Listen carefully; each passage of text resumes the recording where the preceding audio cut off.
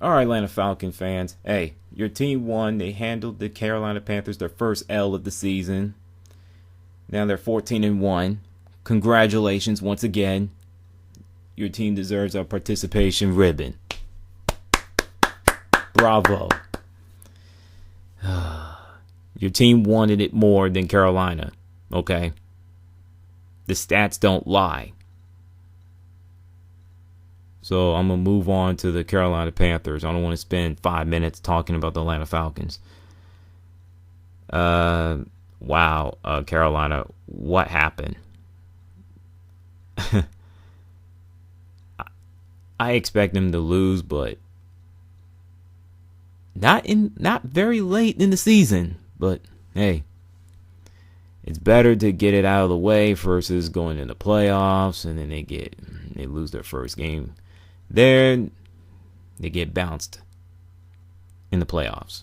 So it's better to happen now versus later. But this team's performance the last two games, well, in 2 weeks, it's concerning, to say the least. The defense, I don't know what's going on. I mean, very little pass rush. You take K1 Short out of the equation for today's game, you only have 4 tackles combined. And that scares me. Because in the playoffs, if you don't get any pass rush, either Seattle, Arizona, or Green Bay are going to find a way to pick you guys to pieces. And it's going to be painful for Panther fans, including myself, to watch if that happens. Tackle better. Stop reaching. Stop trying to pick fights with folks. Do your job. As for the offense, you take the ball out of Cameron Artis-Payne's hands. Why? I don't know. I mean, he was running the football effectively. The Panthers had to know that was one of the Falcons' weakness. That's one of their weaknesses. It was trying to, stopping the run. It hasn't been exactly stellar in that department, but they threw the ball more. It's like, really? I mean, they took away Tegan Jr.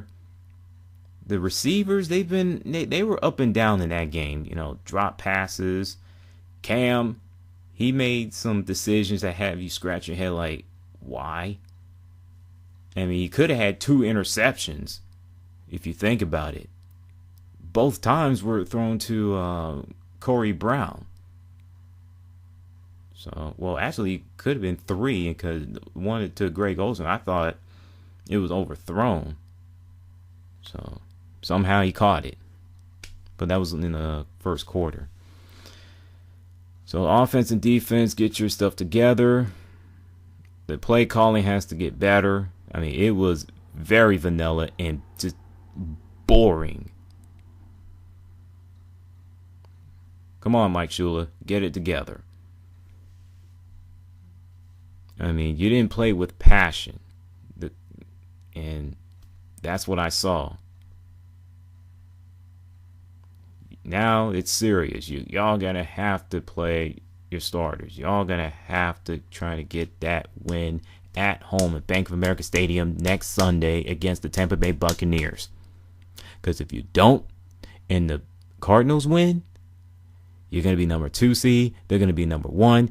The Super Bowl 50 goes through in the desert, which is the home of the Arizona Cardinals. Okay? And you don't want that. You just don't. Last time these two teams met, which is the Panthers and Buccaneers, was October 4th of this year. And it was 37-23, the final score for Carolina. They rough up Jameis Winston. They picked him off 4 times. One of them was a pick 6 from Josh Norman. So, what do they have to do to get their 15th win of the season? They just have to play with they got to play passion football. They got to get back to the basics. Losing Benet Wickery was tough, but they got to pick up the slack, tackle better, communicate better, generate pass rush. Charles Johnson, where are you?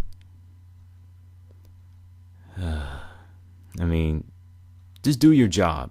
Offense, run the ball, throw the ball. Ron Rivera, outcoach Lovie Smith. If you bring those things together, you go 15-1, and you'll clinch the home field advantage throughout the playoffs. And the road will go through Charlotte, home to Carolina Panthers. If not, you come in like you did today, you'll catch that second L of the season. Arizona Cardinals will be number 1 seed for the NFC playoffs. So I'm not going to say the Panthers going to win. I'm not saying that they're going to lose. I'm just letting the thing unfold. And with that, salute, keep pounding, and I'm going to bed. I'm tired. And I'm not salty that the Carolina Panthers lost. I'm just shaking my damn head at the Carolina Panther fans overreacting to the loss. Calm down, Carolina Panther fans. Just calm your nipples. Okay? Cool your jets. Chill out. Alright? It's going to be alright. They weren't going 19-0. And thank goodness they didn't do that. It's better to lose now versus losing the playoffs. Good thing came out of losing versus you don't learn anything from winning. You just don't. Well, you learn very little. So with that, salute.